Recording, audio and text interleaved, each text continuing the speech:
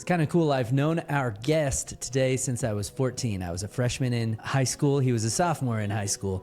I've, of course, been a year behind him ever since. I was a year behind him in law school, and he started his firm a little bit before I started mine. And so it just underscores the importance of having people who you can follow in their footsteps, and they'll mentor you. And it's really important to have those relationships. So it's a great conversation today with Jonathan Langer. This is How to Start and Run a Law Firm. I'm Mark Lyda. Let's dive in. My guest today is Jonathan Langer. He's a founder and managing partner of Crest Point Law here in Colorado. He attended Williams College and the University of Colorado Law School. He then went to Big Law, working at Baker Hostetler. In 2012, he decided to take a more entrepreneurial approach to the practice of law. And John, I want you to tell the story of how that evolved into getting your own thing up and running and what you're doing now. So first of all, hello and welcome. Hi, Mark. Thanks for having me. So as you said, I started out at Big Law and had a great opportunity to work at Baker Hostetler with some great M&A attorneys. And they also have an excellent litigation and tax group. And it was a good experience to get to learn the nuts and bolts of M&A work at the time. And it was also an opportunity to click through a bunch of documents they found in the basement of Bernie Madoff's office. So I got to do that my first year. Wow. But it really, yeah. But at the same time, I grew up in a family of entrepreneurs who are the small business owners here in Colorado.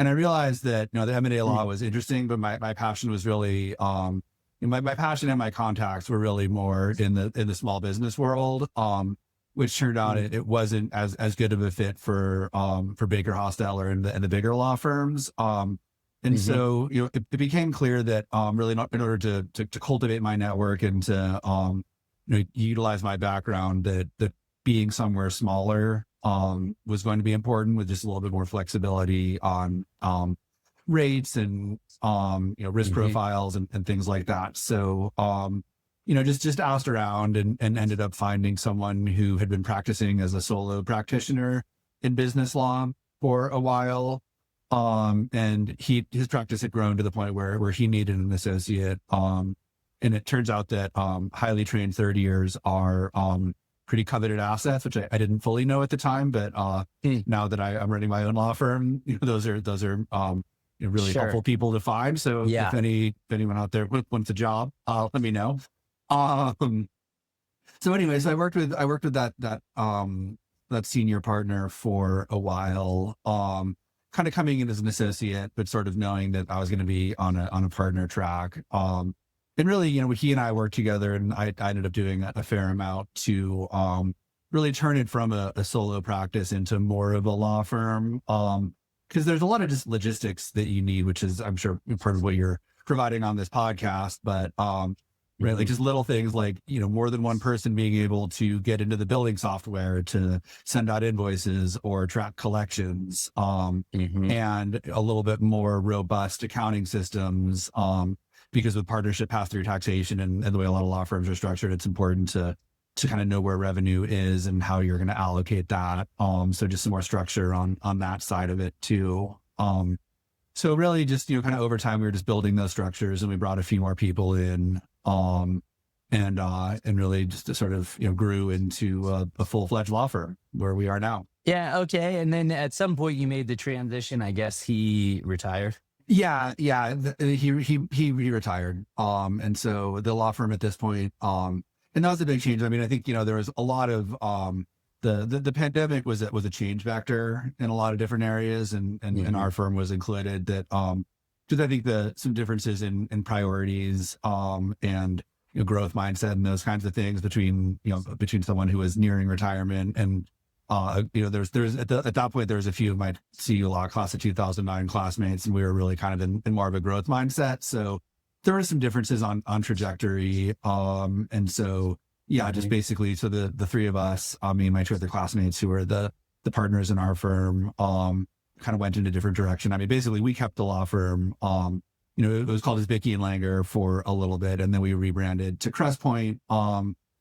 one, just because it's really, for us, it's not about one particular personality or one person. And so we just wanted to have maybe just more of a brand that worked regardless of who was there. And just, we didn't want to go through changing the name every time someone became a partner, because we are growing and we will have more partners. And so that was just an easy piece on that side. So yeah, and then it was really just, I think the three of us were a little bit more aligned in where we were in our careers and our practices. And so we've been continuing to do the same focus on M&A and real estate, primarily transactions here in Colorado, but we'll do some bigger stuff out of state also. And yeah, just growing and running a firm called Crestpoint with three partners, two associates. I think we're looking for a third at some point in the future. And it's really been great practicing as a team and really just having this new trajectory. Okay, first of all, if somebody does want to apply for that job, how do they find you? You can find us on the internet. We're Crestpoint Law. And yeah, we'd love to have an experienced mid-level associate. So please reach out. Crestpointlaw.com. All right, cool. And speaking of your partners, I was starting to tell you this before we started recording, but so Kristen Burke, she was your law school classmate in 2000, the class of 2009. I'm 1 year behind all of you, but I've known Kristen since our clerking days, which is like 14 or 15 years ago. And she is the partner of yours that I have known the least amount of time, actually 14 or 15 years, which is really quite a long time. I've known you since I was 14, and I've known Ty McKinstry since I was probably like 5 or 6 or 7 or something. So, because we went to grade school together. So that's fun. And it's fun to see you all succeeding. There's small business and there's small business. One thing that's cool about your firm and that I've always noticed about your practice is, yes, it's generally smaller businesses, but it is sophisticated enterprises, and you all do sophisticated work for small businesses. I think you get a great case for you can be at a small firm and still do sophisticated work. Absolutely. And really, all three of the partners started at big law firms in different areas. And so we all, I think, bring that pedigree and that expertise to what we're doing now. And yeah, it is fun to work on some pretty sophisticated deals. And, I'm going toe to toe this week with Cooley on a deal and Ballard Spahr on another, and some big law firms. And, they don't really know what to expect when they're dealing with a smaller law firm. I think they sometimes underestimate you. Yeah. And so it's, so that's, it's kind of, so it's just, it's fun to work on those deals, and we can really do these, and we do really, big complex stuff. And, I think we, bring that A game that you get with the partners at some of those bigger firms. But, again, we're able to do it.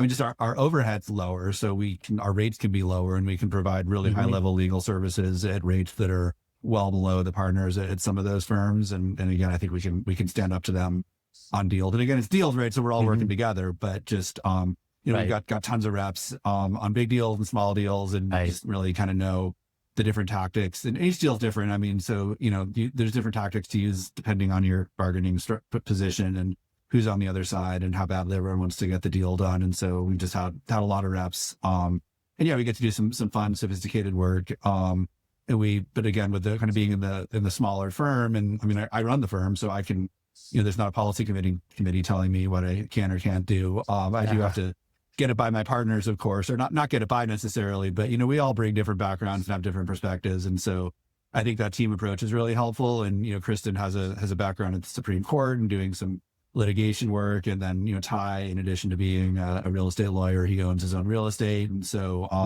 we all bring our own different perspectives to it. And so, and certainly, we work better as a team than individually. And part of that has been really fun.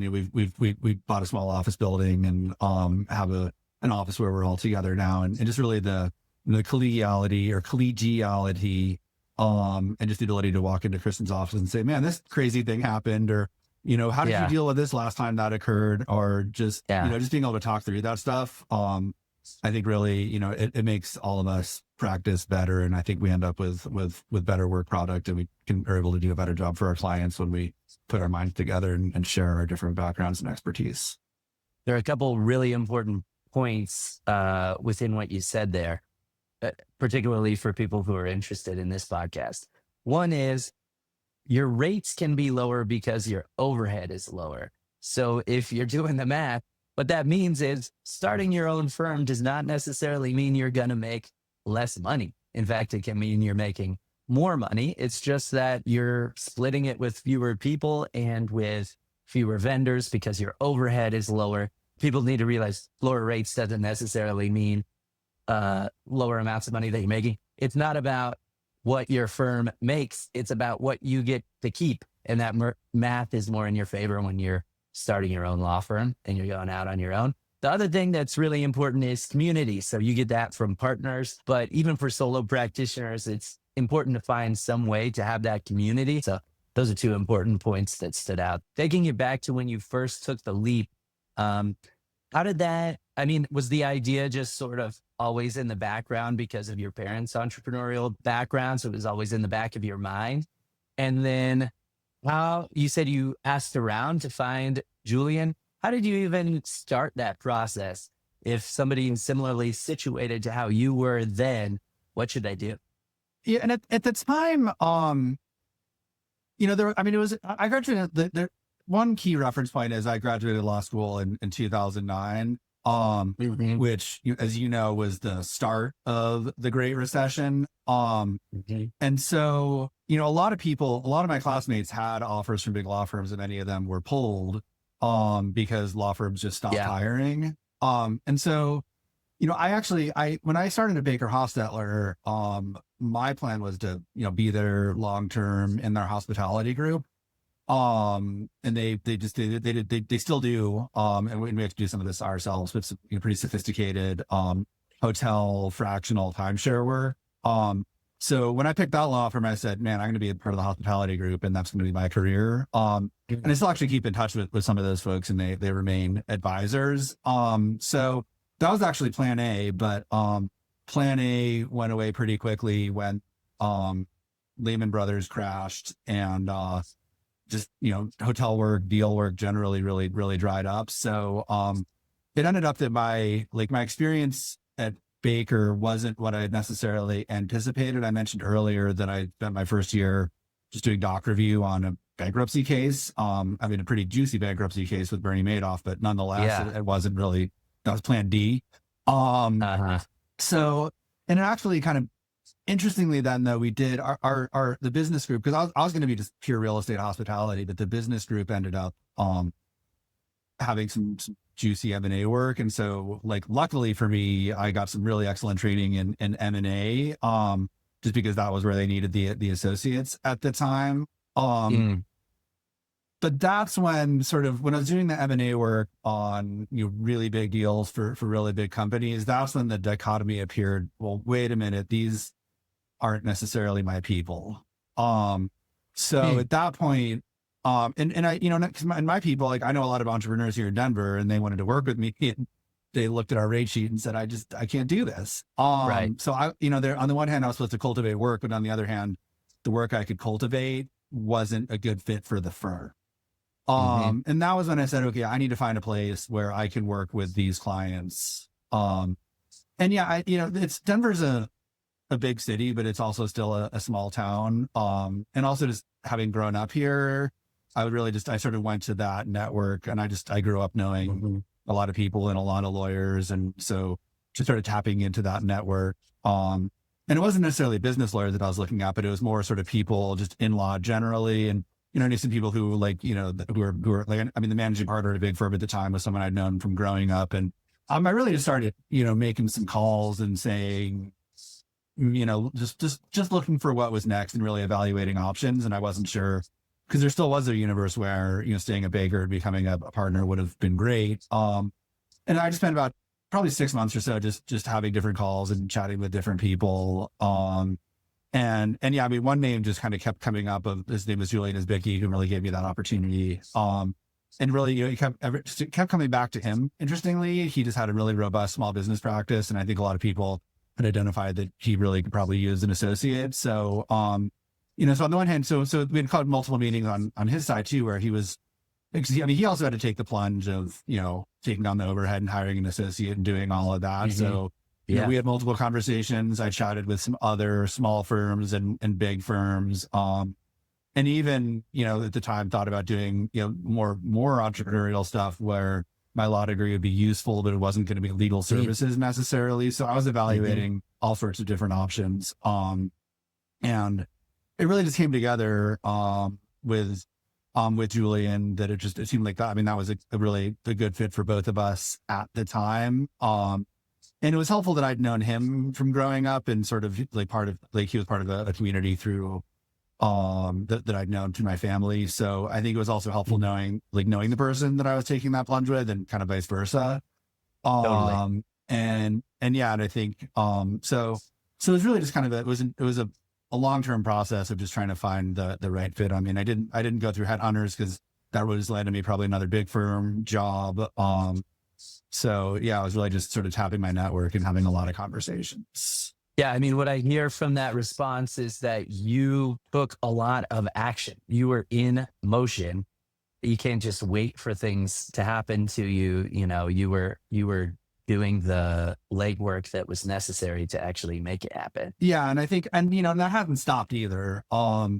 Right. I think that if you're the kind of person who wants to have their own firm, or wants to work as a solo, or wants to work in a more entrepreneurial area, you need to cultivate that entrepreneurial side of you. And so, and there's some people who just, and many of my friends from both college and law school, continue to work at big firms because for them, they just want to, really dial in their specific practice and have, someone else handle all the hard stuff, or all the non-legal services stuff. And that's really great for a lot of people, but, that wasn't really me. I was the guy who wasn't really sure what he was going to do after college, and went to law school because that just made sense. And I knew it would be useful, and that I could either be a practicing lawyer, or what I learned in law school would help me in business going forward. So I'd sort of always, I'd known that about myself. And so for me, then, and certainly now, I really enjoy practicing law, and it's fun working on these complex deals. But at least as much I enjoy building businesses and looking at financials and doing strategic planning, and those kinds of things. And especially as I've been, having practiced for 15 years, it's also super fun now for me to be able to train other people in the practice of law. So it's nice that we've got a team who can do the legal services, and I'm there helping and supervising and doing the high level stuff. But they're also, my associate right now is working on a purchase agreement while I'm having this conversation with you. So I'm freed up to do more, networking, type, and really, growing the business, working on the business versus working in the business, has been fun for me. Yeah, I feel exactly the same way about everything you just said. Anything you can tell us about that juicy bankruptcy, by the way? This podcast is presented by Practiced, modern law practice management software. We built Practiced at my firm because we were tired of fighting our software, workarounds, clunky systems, way too much admin. So we built our own, and it cut our admin time by over 70%. Practiced makes running a law firm feel lighter. Intake is fast. Engagement letters just work. Time, tasks, and expenses stop piling up. And Practiced's AI assistant can do anything a human assistant can do inside the system. You can also hand it your messy notes, forms, or questionnaires, and it generates clean, polished documents using your templates. Or just forward an email and a new matter appears. Practiced even helps you get more clients through marketing and advanced referral network features. Everything works right out of the box, no separate software for intake and case management, one system, no duct tape. And it's just $20 a month. All features, no add-ons, no nickel and diming. Get started in minutes at practiced.io. That's practist.io. It was fascinating seeing how just a small handful of people generated so many documents and tricked so many people. Our office in Denver was tasked with trying to find whether anybody else was aware of the fraud. And so, I mean, there are some teams kind of looking at, I mean, this is all public, like looking at the Will Ponds and Yeah. some big heavy hitters in New York.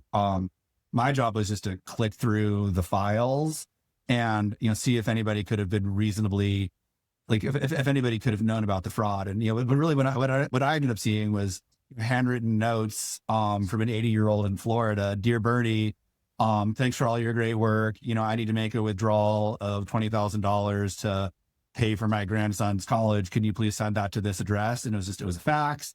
He sent the money. And a lot of it was just account statements. And, we learned later that they had a software engineer who had reverse engineered. It was a pretty simple software program, but basically Bernie said, well, I need, a 7.2% return this month.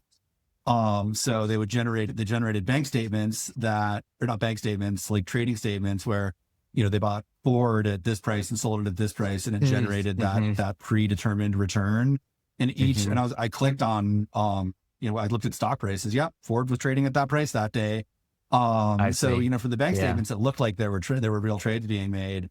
And no one, at least none of the people that we saw had any reason to believe that it was a fraud. So it was interesting seeing the nuts and bolts, and day to day of a exorbitant fraud, and just how, simple stuff, they just put a bunch of simple stuff together and tricked a whole lot of people.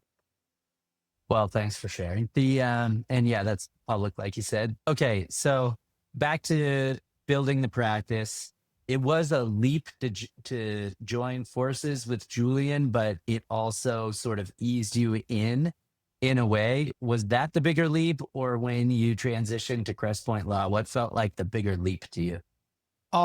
Certainly the first one. I mean, and from my perspective, I'd been doing all the stuff to grow and become a law firm anyway the whole time. So, like, by the time we became Crest Point, I mean, to me, it was the culmination of stuff that I've been working on for years. So that actually really wasn't a big change. So I think the biggest change was just, was really, leaving big law for a small practice. And I think at the time, it would have been hard for me to have just made a jump to being a solo all by myself. Cause I just didn't have a book of business. I'm sure I could have found one, but I think it would have been harder. But I jumped into a situation that had that very good deal flow, different types of deals, but, very strong deal flow. So, there was always plenty to do. And it was also helpful because I'd gotten some really excellent training from some great M&A and real estate and securities lawyers.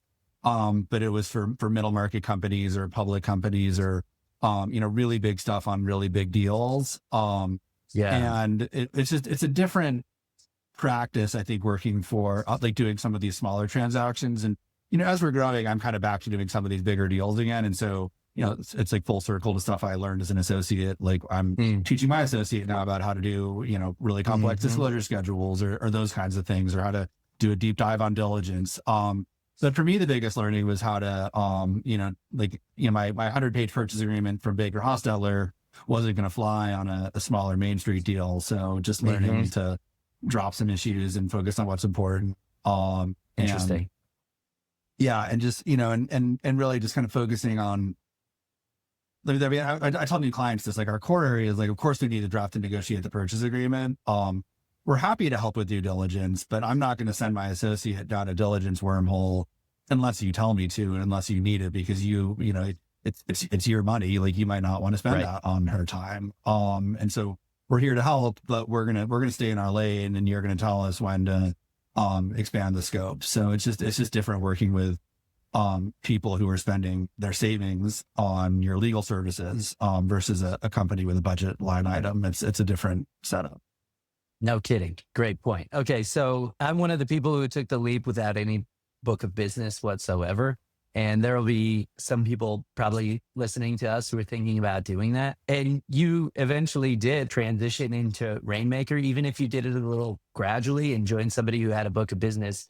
You ultimately have figured out how to bring in cases. So what wisdom can you share on how to bring in cases? Well, we call them deals. Deals. Yes. So clients, I should say, for the more universal clients term. and deals. Yeah. Clients. My biggest thing is just doing good work. and being a reasonable person. I think that I really like our niche. There's a lot of attorneys in Denver who focus on middle market deals, and not as many attorneys here who focus on the smaller stuff. So partly there's just, I think if you ask around, I think there's only a handful of names who will, come up in Denver for a lot of the SBA deals that we're working on. I'm sure some of those other guys and girls too, Mark. But so really, yeah, I think it's just over time, I think we've developed a reputation of doing good work, being priced reasonably and being reasonable people.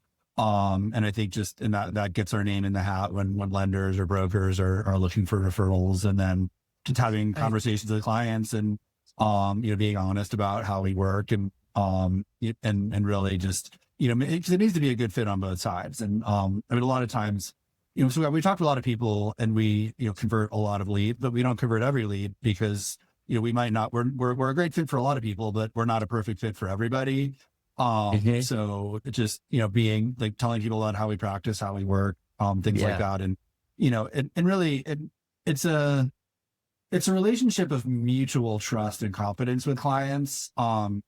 They need to trust you and you need to trust them. And so that's right. It's really establishing an initial rapport is really helpful. I mean, we get a lot of email inquiries, and I always want to follow up with a call or a video conference just to have a conversation and kind of get a sense for who that person is and what they're looking for to make sure it's a mutual fit. So right.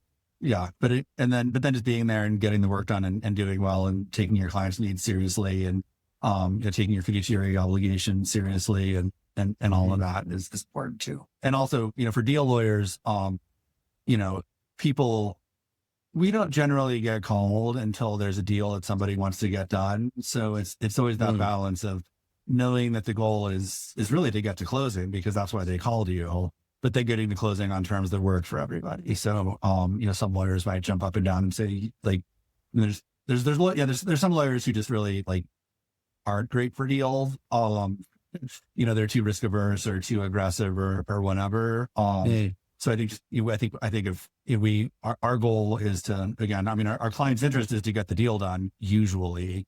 So as long as they're clear and that's their interest, it's getting it done on fair terms, but getting it done. Yeah. And, you're right. Not everybody's a fit.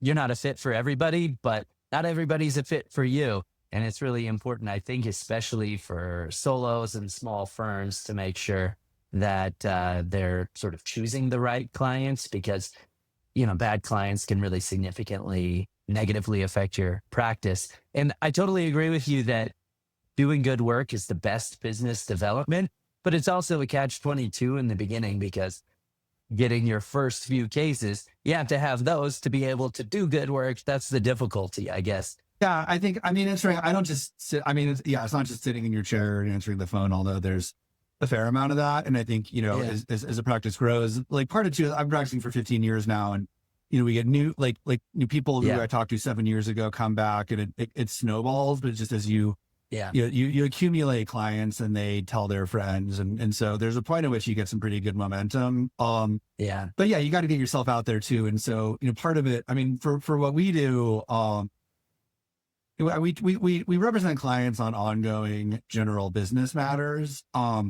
But a lot of what we do is just single transactions where someone who's run a business for 30 years is selling it to somebody else. And so in our space, it's really a matter of making sure that the referral sources know who you are and that you're at the top of their list. So, a big piece of it is identifying like who has work to send to lawyers. So in our space, it's lenders and accountants and M&A advisors and business brokers and real estate brokers. And so those are our people for referrals. And so, definitely establishing and maintaining and growing relationships with those people, is helpful. And again, doing good work, like getting someone's deal closed, they're going to want to come back to you. Or, for a lender, just doing it clean and not making it hard for them, they're going to send people towards you. So that's part of it. But you got to find those people in the first place. Absolutely.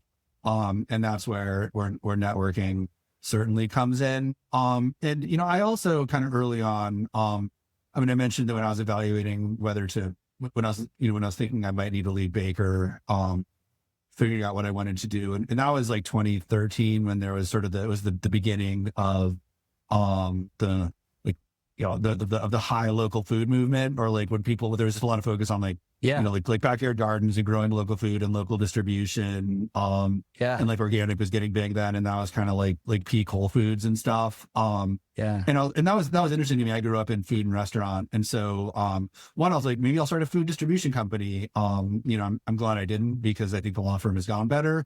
But I did sort of identify an industry that I had, that I was excited about. And I spent time just going to those events and getting to know those people. And I joined a board for a local group. And so, you know, I was able to meet people. I was able to meet other entrepreneurs who were interested in the same industry as I was. And that was a good source of clients, and, you know, joining a board of directors on a nonprofit. I mean, I still keep in touch with some of those folks, and, you know, I'm still doing work for some of those folks too. And they give it to other people. So, so definitely finding a, you know, the place to meet entrepreneurs, who just, and also that, you know, don't do it because you're trying to meet entrepreneurs, do it because you're interested in it. But find something you're interested in and show up, and you'll lead people. And, you know, and those are the kind of people too, who you can say, well, look, you know, I haven't really, like, I'm good at this, but I'm not so good at this other thing, or I've never done it before, but I'm sure I can.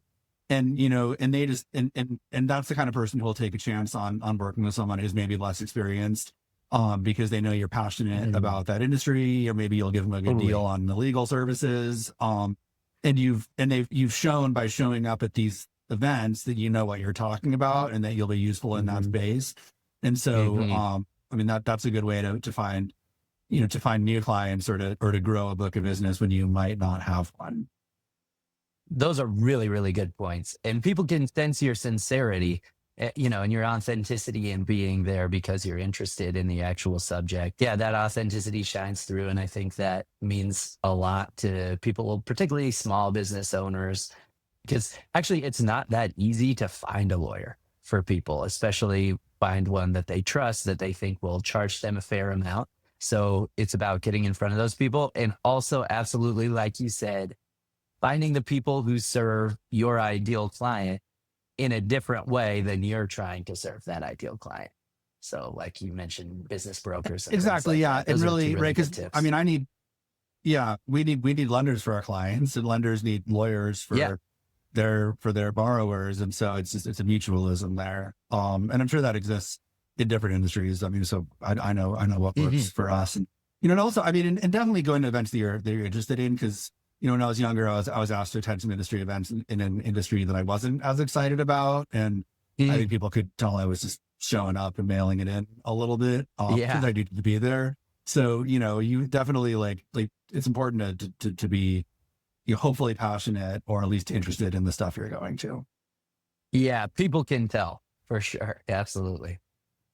By the way, you sent me some of those food cases, so thank you very much for that as well. Oh yeah, you're welcome. Right, because we're deal people, so we need litigators, we need employee benefits counsel, and so, you know, too. I mean, we get referrals from other lawyers who know we're good at what we do, and I mean, and even now we're getting some very good referrals from some law school classmates who are at bigger firms, and, you know, they just know if there's a deal that's not a great fit for them, it really might be a good fit for us. So other lawyers are also really good sources of referrals. And I think, circling back to what you were saying earlier, even if you're a solo practitioner, if you're in a space where there's other lawyers who are doing different things, I mean, not only is there the collegiality, but also people will pass referrals back and forth. And I think an ancillary point to that is, as you're growing a practice, you need to, it's important to expand your practice areas, but you don't want to expand too far. Like, you got to be, I mean, ethically, you need to be competent in the legal services you're providing. And so it's important to not get drawn into practice areas where you really don't have experience, or where you really can't do a good job. So I think you need to stay in your lane and expand your lane, but also know where to draw the lines, and where you need to bring in somebody else with some additional expertise. Yeah, that expansion of your competency has to be sort of gradual. There's sort of it's sort of a dance to it because you can change practice areas. I mean, if you get into a practice area that you hate, you're not locked into it for life. It's not a life sentence, but you do have to figure out a way to make the transition and still be providing competent legal services. That's a really good point. And by the way, listen to me saying cases again. I did it again. I can't Yeah. take the litigator out of myself, but that's why in our software we call them matters, to use a more universal term. That's what I should say. So you mentioned also receiving some referrals from your old firm. And that brings up another really good point, which is the importance of leaving well. If you're at a firm right now and you're thinking of hanging your own shingle, in an ideal world, you'll leave on really good terms and there'll be a great referral source for you. That's ideal. So if you can pull that off, certainly try. Yeah. In this day and age, I think that I mean, we expect our associates to stay forever, of course. And we have such a good environment that they want to. Yeah. But Right. but I think I don't think that a lot of bigger firms, especially, are expecting all their first years to become equity partners. And so they know there's going to be some turnover. And so Yeah. just I think, handling your departure with grace, and trying to keep as many bridges open as you can, because you'll see those people again, and you want I mean, at least me, it was important to me that the people I used to work with, that I maintained a good relationship with them. And yeah, there's, Yeah. one senior attorney there is still, very much a mentor to me. And so, and, he understood kind of my reasons for leaving, and he's been really encouraging on the entrepreneurial side of our practice. So, so really there's allies everywhere if you just cultivate them. That's a great line. Okay. Now for the research portion, is there any pie in the sky technology wish list item you have? Yeah. So we're, I mean, as with everybody, we're, kicking the tires on some AI products. And one thing that's appealing to us and other business lawyers that we're talking to is having a closed source internal AI system that helps with document generation. Right. Because we've got a really strong database of forms and agreements that we've used, Right. and Right. we're still sort of old school of like, well, what's the closest thing, type it out. But we think that there's Right. some room to develop a closed system where we can enter in a few key prompts, and get buyer friendly long form Right. construction agreement. Right. Right. And you can be your own document bank, but that's a really, I think, appropriate use of AI, where it's just a matter of using your existing templates and figuring out the appropriate variables, and then you review its work. It's not doing the professional judgment, but it is sort of doing the grunt work based on your existing internal knowledge. Exactly. Yeah. The goal would be to get to a good starting point a little bit faster, but then, the associate Right. would still run through everything, and then the partner would still run through everything. So, Right. yeah. And I'm sure we could talk for hours on issues with AI, but, because you obviously can't put like client confidential information into Chat GPT. Right. And, and I mean, we're unfortunately in our practice starting to see more AI schlop get generated, where, someone, he's like, here's a term sheet, and it's like, this is not useful, or here's an agreement, and it's just awful. So you can, clients will kind of come to us with some problematic stuff that they or someone on the other side generated from AI. And we've got to say, like, I'm not going to work with this. We got to use our form. And that's, that's part of the client interview thing. Like, if a client wants to use, if clients like, I've drafted a form, can you stamp it for me? No, it's not. That's I right. can't do that. That's not how we practice. You're looking for someone else. Yeah, I see those and I'm like, well, we're not going to be replaced yet. Yeah. And I think, the finance boat, like, I think like associate level work and like finance and stuff like that. I think a lot of that spreadsheet work that's a little bit more in danger, but man, I mean, there's nothing like a good human first year, second year, junior associate who can just, who can apply critical thinking skills. And especially for deals. I mean, I'm sure it's the same for litigation, but there's just a lot of like nuance to working with clients on the other side and just understanding that stuff, which really, I think like requires a human on the other end. So I'm not particularly worried about lawyers or legal work in AI, but I think there's some room for it to help us get a little bit more productive if we use it safely and ethically.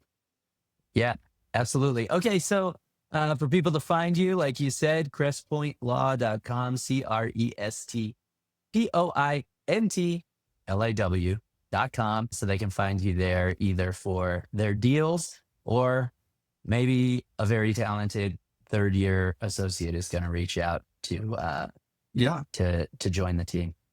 Yeah. Thanks for having me. Thanks for the opportunity to get in front of your people, and always fun to chat about running a law firm. Yeah, absolutely. It's fun to see it develop on your end. And thank you very much for your willingness to be here and talk to us today. Have a good one.